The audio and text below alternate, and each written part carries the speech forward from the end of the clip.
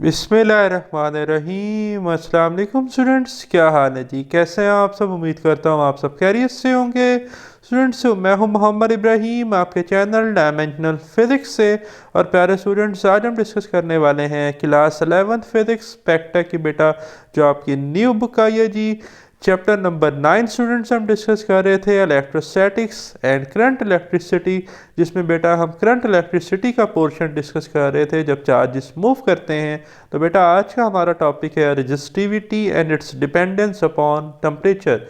बेटा सबसे पहले तो मार्क कर लें, very very important for long question point of view. आपका जो लॉन्ग क्वेश्चन है बेटा ये बहुत इंपॉर्टेंट है। ये सेकंड ईयर का चैप्टर नंबर 13 था पहले करंट इलेक्ट्रिसिटी ओल्ड बुक में, और ये पास पेपर में काफ़ी दफ़ा पेपर में लॉन्ग आया है, resistivity and it's dependence upon temperature. और इससे बहुत सारे एमसीक्यूज और शॉर्ट क्वेश्चन पेपर में पूछे जाते हैं। मैं वन बाय वन डिटेल में सारे एक्सप्लेन करूंगा। आज का लेक्चर तवज्जो से सुनना है, समझना है। इनके यूनिट्स हैं, कुछ इनके सिंबल्स हैं, वो आपने माइंड में रखने हैं, वो पेपर में एमसीक्यूज में आते हैं। टॉपिक का करते हैं स्टार्ट। जैसा कि बेटा एक टर्म है रेजिस्टिविटी। रेजिस्टिविटी आपके पास जो है ना, इसे हम स्पेसिफिक रेजिस्टेंस कहते हैं, resistance of a metre cube of a wire. ठीक है, कि कोई भी अगर आपके पास वायर है वो किस मटेरियल की बनी हुई है, ठीक है, जो उसकी स्पेसिफिक रेजिस्टेंस है वो रेजिस्टिविटी है। और रेजिस्टेंस कब रेजिस्टिविटी के बराबर होती है? जब एरिया 1 मीटर स्क्वायर हो, लेंथ 1 मीटर हो। ये हम इस लेक्चर में देखेंगे। And it's dependence upon temperature, हम ये भी आज समझेंगे कि रेजिस्टिविटी का टेम्परेचर के साथ डायरेक्ट रिलेशन है। ठीक है, मेटल्स के लिए सेमीकंडक्टर में इसका इन्वर्स रिलेशन है। वो भी आपके आज के वीडियो लेक्चर की लास्ट लाइन में उसने नेगेटिव टेम्परेचर कोफिशिएंट को एक्सप्लेन किया जर्मीनियम और सिलिकॉन के लिए, वो पॉइंट्स भी देखेंगे। और साथ ही हम ये देखेंगे कि रेजिस्टेंस जो है वो किन फैक्टर्स पे डिपेंड करती है। तो मेनली बेटा रेजिस्टेंस 3 फैक्टर्स हैं जिन पर डिपेंड करती है। पहला लेंथ, दूसरा एरिया और तीसरा टेम्परेचर। ठीक है, देखें कैसे ये डिपेंड करती है वो हम समझते हैं। It has been experimentally seen that, कहता है एक्सपेरिमेंटली ये देखा गया, that the resistance of a wire is directly proportional to the length. कहता है कि हमने एक्सपेरिमेंटली चेक किया कि रेजिस्टेंस का डायरेक्टली प्रोपोर्शनल डायरेक्ट रिलेशन है लेंथ के साथ। मतलब लेंथ ऑफ कंडक्टर ज़्यादा होगी, रेजिस्टेंस ज़्यादा होगी। क्यों ज़्यादा होगी अभी मैं रीज़न एक्सप्लेन करता हूँ। And inversely proportional to its cross sectional area, और कहता है रेजिस्टेंस का इन्वर्स रिलेशन है एरिया के साथ। एरिया जितना ज़्यादा वाइडर होगा, एरिया ज़्यादा होगा, रेजिस्टेंस कम होगी। तो कहता है हम मैथमेटिकली फिर लिख सकते हैं कि रेजिस्टेंस डायरेक्टली प्रोपोर्शनल है लेंथ के और इन्वर्सली प्रोपोर्शनल है एरिया के। तो हम लिख लेंगे R is directly proportional to L over A. अब बेटा देखें, यहाँ पर देखें तो ये करंट कैरिंग कंडक्टर है, जिसमें ये रेड कलर के जो एरोज हैं ये इलेक्ट्रॉन है, और ये जो ब्लू कलर के आपको नज़र आ रहे हैं ये न्यूट्रल एटम्स हैं। अब अगर कंडक्टर की लेंथ छोटी है, इलेक्ट्रॉन जब फ्लो करता है, जिसे हम rate of flow of charges कहते हैं, अगर फॉर एग्जांपल इलेक्ट्रॉनिक करंट है, ठीक है, तो वो यहाँ से यहाँ तक जब जाएगा तो रास्ते में न्यूट्रल एटम्स है वो उनसे टकराएगा। जितनी ज़्यादा हम मटेरियल की, वायर की, कंडक्टर की लेंथ बढ़ाते जाएंगे, जैसे कि आपको नेक्स्ट जो डायग्राम है वो लॉन्गर लेंथ दिखाई गई है, ठीक है, लेंथ बढ़ाने से नंबर ऑफ़ न्यूट्रल एटम्स भी बढ़ेंगे। तो इलेक्ट्रॉन जो है वो ज़्यादा नंबर ऑफ़ न्यूट्रल एटम्स से कोलाइड करेगा। तो जब वो कोलाइड करेगा तो वो जो क्लियन है वो एक्चुअली क्या करेगी, करंट को कम करने की कोशिश करेगी। और करंट को कौन सी चीज़ कम करती है? वो तो रेजिस्टेंस है। तो इसका मतलब ये है कि जब हम लेंथ बढ़ा रहे हैं तो बेटा रेजिस्टेंस बढ़ती जा रही है, जो रुकावट है इलेक्ट्रॉन के रास्ते में वो बढ़ती जा रही है। सिंपली रुकावट रेजिस्टेंस है। तो R is directly proportional to L, जितनी ज़्यादा लेंथ उतनी ज़्यादा रेजिस्टेंस। जबकि दूसरे केस में बेटा अगर मैं क्रॉस सेक्शनल एरिया ज़्यादा कर दूँ, विड्थ ज़्यादा कर दूँ इस मेटेलिक कंडक्टर की, तो अब होगा ये जो इसमें न्यूट्रल एटम्स थे ये पहले बड़े ही यूँ समझे कंजस्टेड स्पेस में थे, एक दूसरे के पास पास थे। जैसे ही हमने एरिया बढ़ाया तो अब ये न्यूट्रल एटम्स फैल गए। अब इलेक्ट्रॉन जो है वो बआसानी गुजर जाएंगे, उनके रास्ते में रुकावट या हर्डल कम होगी। तो हुआ ये, एरिया बढ़ाने से जो रुकावट है वो कम हो गई, रेजिस्टेंस कम हो गई। तो इसलिए देखें R is inversely proportional to A, area बढ़ाया रेजिस्टेंस कम हो गई, या एरिया कम करेंगे वापस तो रेजिस्टेंस बढ़ जाएगी। तो हमें पता ये चला रेजिस्टेंस डायरेक्टली प्रोपोर्शनल है लेंथ के और रेजिस्टेंस इन्वर्सली प्रोपोर्शनल है एरिया के। इस एक्सपेरिमेंट की यहाँ पर बात की गई है, ठीक है। अब इन दोनों इक्वेशंस को बेटा हम कंबाइन करें तो हम लिख सकते हैं R directly proportional to L over A, so we can write R is equal to rho L over A. अब बेटा ये रो कहाँ से आया भाई, ये प्रोपोर्शनैलिटी कांस्टेंट है। जब हमने इस प्रोपोर्शनैलिटी साइन को ख़त्म किया तो हमने इक्वल लगाया और साथ कांस्टेंट आ गया रो, ठीक है। वेयर रो, इसे हम क्या पढ़ते हैं आर एच ओ रो, ठीक है, is a constant of proportionality known as resistivity और स्पेसिफिक रेजिस्टेंस। इसी रो को बेटा हम रेजिस्टिविटी या स्पेसिफिक रेजिस्टेंस कहते हैं मटेरियल ऑफ अ वायर की, ठीक है। It may be noted that resistance is the characteristic of a particular wire. कहता है हमने ये नोट किया कि रेजिस्टेंस जो है वो करेक्टरिस्टिक है वायर की, कि वायर की लेंथ कितनी है, वायर का एरिया कितना है, ठीक है, या वायर का टेम्परेचर कितना है। जबकि जो रेजिस्टिविटी है वो है प्रॉपर्टी ऑफ मटेरियल, कि वायर किस मटेरियल की बनी हुई है, आया कॉपर की है, आयरन की है, ठीक है, किसी सेमीकंडक्टिंग मटेरियल की है, जर्मीनियम या सिलिकॉन की है, ठीक है, of which the wire is made, ठीक है जी। तो ये चीज़ बड़ी इंपॉर्टेंट है, वायर की अगर लेंथ में या एरिया में चेंज आ रहा है तो रेजिस्टेंस में चेंज आएगा, लेकिन अगर हम किसी और मटेरियल की वायर इस्तेमाल कर रहे हैं तो अब उसकी रेजिस्टिविटी में चेंज आ रहा है, ठीक है, मतलब मटेरियल ही चेंज कर दिया। तो रेजिस्टिविटी जो है वो लेंथ और एरिया पर डिपेंड नहीं करती, वो मटेरियल पर डिपेंड करती है जिस मटेरियल से वायर बनी हुई है, ठीक है। फ्रॉम इक्वेशन 9.32 वी हैव, भाई देखें अब जो इक्वेशन है 9.32, यहाँ से हम रो को लिख सकते हैं कैसे, देखें एरिया को आप क्रॉस मल्टीप्लाई करवा दें आर से और एल को डिवाइड कर दें इधर, तो ये बनेगा R A over L is equal to rho, rho is equal to R A over L, ठीक है जी। तो अब यहाँ पर ज़रा एक चीज़ देखें कि अगर आपके पास रो आर के बराबर हो, ये जो रो है ये आर के बराबर कब होगा, जब एरिया 1 मीटर स्क्वायर हो, लेंथ 1 मीटर हो। तो देखें rho specific resistance is equal to resistance if, अगर area is equal to 1 metre square, length is equal to 1 metre, और बेटा area multiply by length volume होता है, ठीक है। तो देखें लेंथ भी 1 है, विड्थ भी 1 है और हाइट भी 1 है, तो ऐसा तो क्यूब के केस में होता है, तो वॉल्यूम ऑफ क्यूब होता है एरिया मल्टीप्लाई बाय लेंथ, तो एरिया भी 1 है, लेंथ भी 1 है, तो 1 मीटर क्यूब। तो यहाँ से डेफिनेशन आई, the above equation give the definition of resistivity as the resistance of a metre cube of a material, ठीक है। वॉल्यूम कितना बन रहा है 1 मीटर क्यूब ना, क्योंकि लेंथ 1 मीटर है और एरिया 1 मीटर स्क्वायर है, तो इसलिए हमने यहाँ डेफिनेशन में लिखा है कि resistivity as the resistance of a metre cube of a material, ठीक है। तो ये डेफिनेशन है रेजिस्टिविटी की, मार्क कर लें short question point of view से। The SI unit of resistivity is ohm metre, ये पेपर में एमसीक्यू आ जाता है बेटा कि रेजिस्टिविटी का रो का यूनिट क्या होता है, ओम मीटर। रेजिस्टेंस का ओम था, रेजिस्टिविटी या स्पेसिफिक रेजिस्टेंस का यूनिट क्या है, ओम मीटर। कैसे आया, देखिए आर का यूनिट होता है ओम, ठीक है, ये लिख लिया ओम। एरिया का होता है मीटर स्क्वायर, लिख लिया मीटर स्क्वायर। नीचे लेंथ का होता है मीटर, मीटर से मीटर कट गया तो यहाँ बच गया ओम मीटर। तो रो का जो यूनिट है रेजिस्टिविटी या स्पेसिफिक रेजिस्टेंस का वो ओम मीटर है, ठीक है। फिर देखें मैंने कहा था कि हम कंडक्टेंस को पढ़ेंगे, तो देखें नेक्स्ट लाइन में मेंशन किया गया आपकी बुक में, conductance is another quantity. Conductance भी एक क्वांटिटी है used to describe the electrical properties of material, जो कि किसी भी मटेरियल की इलेक्ट्रिकल प्रॉपर्टीज को बेटर डिस्क्राइब करती है। In fact conductance is the reciprocal of resistance. Conductance जो है बेटा ये रेजिस्टेंस का क्या है, रेसिप्रोकल। कंडक्टेंस को हम जी से लिखते हैं, conductance is equal to 1 over R या 1 ओवर रेजिस्टेंस। कंडक्टेंस को जी से लिखते हैं, रेजिस्टेंस को आर से, so G is equal to 1 over R, G is the conductance. अब ये 2 दफ़ा यहाँ पर मिसप्रिंट है, रिपीट हो गया, तो आप 1 दफ़ा ही लिखेंगे, ठीक है। बात कर लेते हैं unit of conductance, unit of G की। बेटा आर का यूनिट होता है ओम रेजिस्टेंस का, तो पर ओम यूनिट होता है कंडक्टेंस का। आप उसको पर ओम कह सकते हैं, आप उसको मोह भी कहते हैं, MHO। देखिए MHO कैसे आया, ओम होता है OHM, उल्टा लिख लें MHO, ठीक है, या इसे आप साइमन भी कहते हैं, ठीक है। तो जॉर्ज साइमन ओहम वही हैं जिन्होंने ओहम सलाह दी थी, जो हम इससे पिछले वीडियो लेक्चर में पढ़कर आए, ठीक है। तो ये तीनों यूनिट हैं, पेपर में एमसीक्यूज आ जाता है कंडक्टेंस जी के। फिर देखें मैथमेटिकली कंडक्टिविटी, कंडक्टिविटी को हम सिग्मा से लिखते हैं, ठीक है। इस द रेसिप्रोकल ऑफ रेजिस्टिविटी रो। जिस तरह से रेसिप्रोकल ऑफ रेजिस्टेंस कंडक्टेंस है, इसी तरह रेसिप्रोकल ऑफ रेजिस्टिविटी क्या है, कंडक्टिविटी। ठीक है, तो ये सारे पेपर में शॉर्ट क्वेश्चन और एमसीक्यूज के लिए बहुत इंपॉर्टेंट है, और अगर लॉन्ग आ जाए तो आप एज इट इज़ लिखेंगे जैसा कि मैं एक्सप्लेन कर रहा हूँ।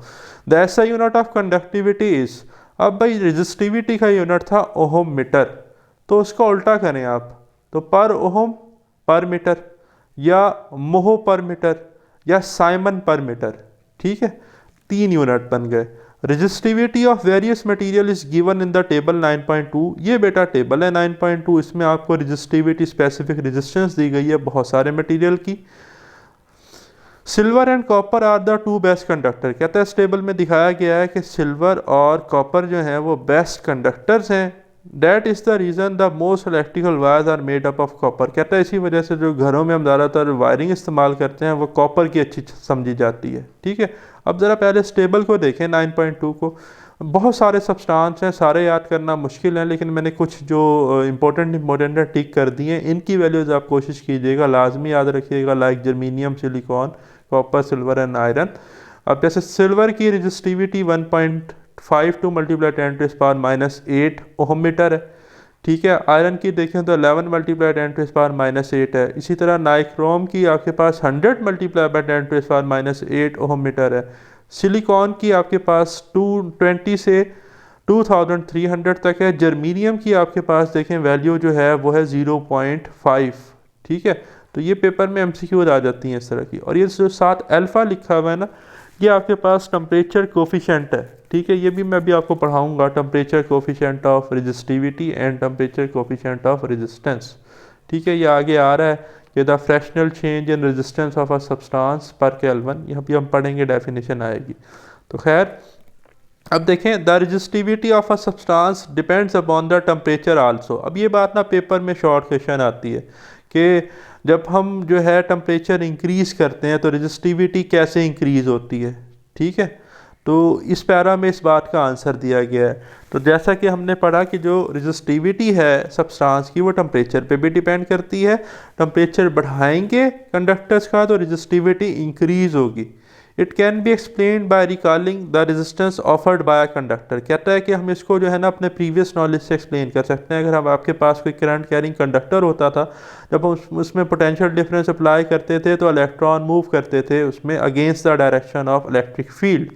ठीक है, तो तब होता यह था कि रास्ते में न्यूट्रल एटम्स भी आते थे और वो उनसे कोलाइड करते थे। जब वो उनसे कोलाइड करते थे तो कुलियन की वजह से, रेट ऑफ कुलियन की वजह से उनका एम्पलीट्यूड ऑफ वाइब्रेशन इंक्रीज होता था। एम्पलीट्यूड ऑफ वाइब्रेशन इंक्रीज करने से काइनेटिक एनर्जी बढ़ती थी, और काइनेटिक एनर्जी टेम्परेचर के डायरेक्टली प्रोपोर्शनल है। तो टेम्परेचर बढ़ता था, तो टेम्परेचर बढ़ने से रेजिस्टिविटी जो हो जाती थी वो इंक्रीज हो जाती थी। ठीक है, यही बात सारी यहाँ पर लिखी गई है, तो इसे हम ज़रा देखते हैं कि it can be explain by recalling the resistance offered by conductor to the flow of current due to the collision with the free electrons encounters with the atom. ये मैंने कहा ना कि जब फ्री इलेक्ट्रॉन जो है और टकराते थे एटम से, जब हम पोटेंशियल डिफरेंस अप्लाई करते थे अक्रॉस द कंडक्टर। ठीक है, atoms of the lattice. As the temperature of conductor rises, तो कुलियन होती थी तो टेम्परेचर इंक्रीज होता था। The amplitude of vibration of atom in the lattice increases and hence, अब एटम जो है वो टू एंड फ्रो ऑसिलेट करते थे, एम्पलीट्यूड ज़्यादा होता था। ठीक है, the probability of their कुलियन with free electron also increases, तो ज़्यादा इलेक्ट्रॉन के चांसेस थे कि वो उनसे टकरा जाते थे। ऑन में से that the atoms then offer a bigger target, इसका मतलब है कि पहले जो है एटम अपना यूँ समझे कि आराम से एक जगह पर रुके हुए थे, लेकिन रेट ऑफ कुलियन बढ़ने से एटम अपने लैटिस पर टू एंड फ्रो मूव होने लगे, जिस वजह से एटम से टकराने के चांसेस बढ़ गए। That is the कुलियन cross section of atom increases with temperature, temperature बढ़ने से कुलियन इंक्रीज हुई।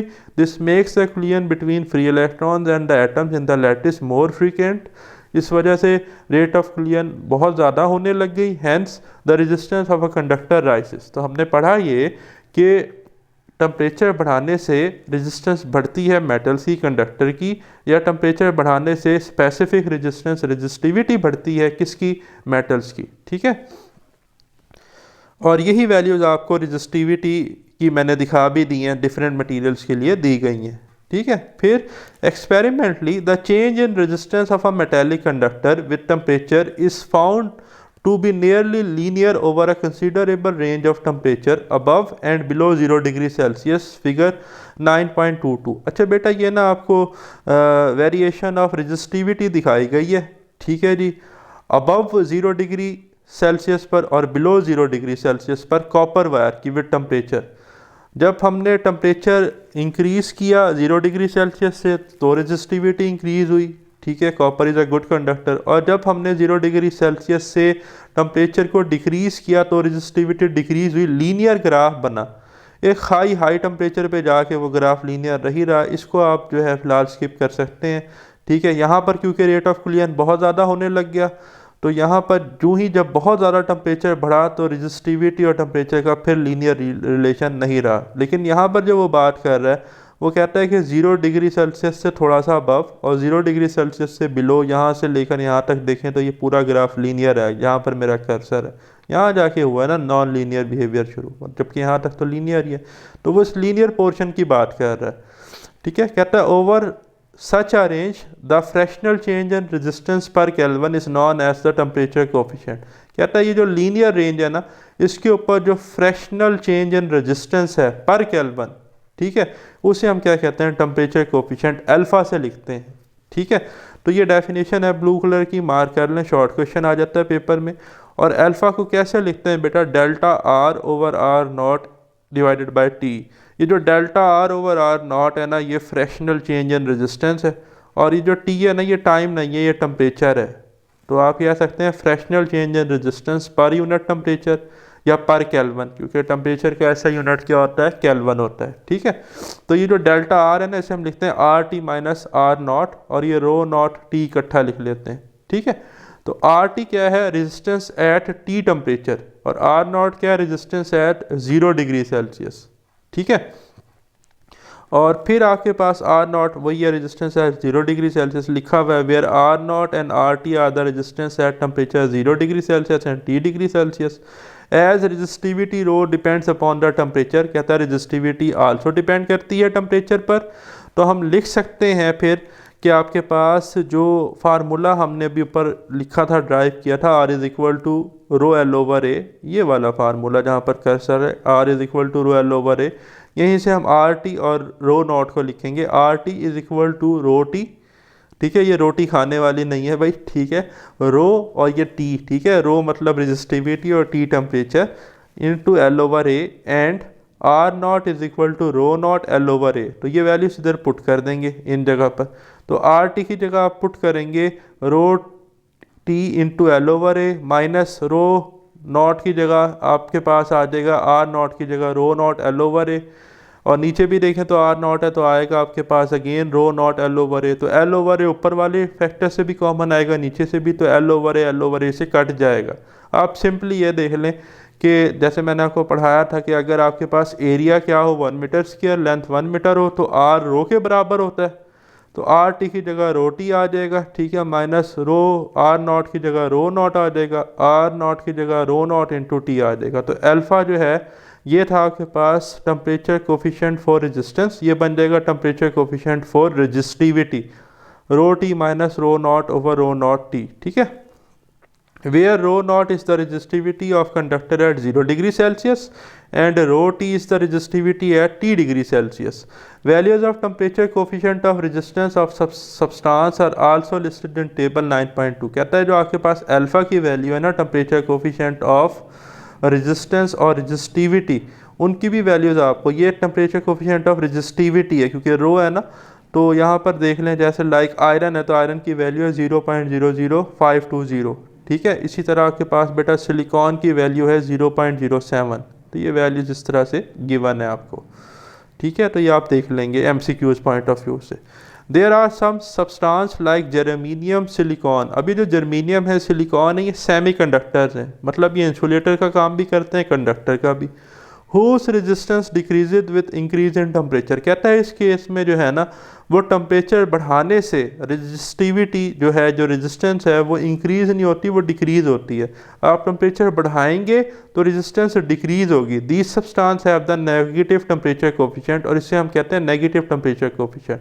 तो कंडक्टर्स का पॉजिटिव टेम्परेचर कोफिशिएंट है, मतलब कि हम आपने टेम्परेचर बढ़ाया रेजिस्टेंस इंक्रीज हुई, और नेगेटिव टेम्परेचर कोफिशिएंट का मतलब है सेमीकंडक्टर्स के लिए कि आपने टेम्परेचर बढ़ाया तो रेजिस्टेंस कम हो गई। ठीक है, for your information, inspector can easily check the reliability of a concrete bridge made with carbon fibres. For your information है जी, आपके पास के जो इंस्पेक्टर्स हैं ना, वो ईजिली चेक कर लेते हैं जो आपका कंक्रीट ब्रिज है उसको कार्बन फाइबर्स की मदद से। ठीक है, कि उसकी कितनी मुद्दत है, कब तक ये खड़ा रहेगा। ठीक है, द फाइबर्स कंडक्ट इलेक्ट्रिसिटी, क्योंकि जो आपके पास कार्बन फाइबर्स हैं वो इलेक्ट्रिसिटी को कंडक्ट करते हैं। If sensor shows that the electrical resistance is increasing, कहता है अगर सेंसर ये बताते हैं कि इलेक्ट्रिकल रेजिस्टेंस बढ़ गई है ओवर टाइम बढ़ने से, the fibres are separating because of cracks, तो कहता है इसका मतलब है जो कार्बन